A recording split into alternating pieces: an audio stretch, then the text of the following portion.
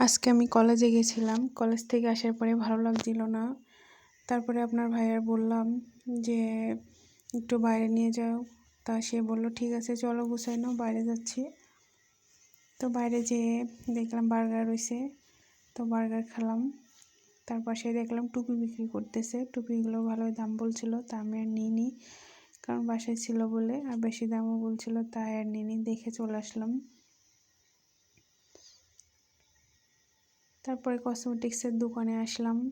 ওসুপিটা দেখলাম, ভালো লাগছিল। ওসুপিটা আসলে ভালো কাজ করে, তো দেখতেই ভালো লাগে। তারপর আপনাদের ভাইয়া বলছিল যে লিপ জেলটা নিতে। তা আমি বললাম, না লাগবে না, বাসায় আমার অন্য একটা আছে। তার খুব ভালো লাগছিল, সে বলছিল নাও। তারপর চুড়িগুলো আমার অনেক ভালো লাগছিল, তাই একটু ভিডিও করে নিলাম। তারপর চলে গেছিলাম সিটি গোল্ডের দোকানে। আমার চেন লাগতো, আর এই চেনটা নিয়েছি এখান থেকে একটা।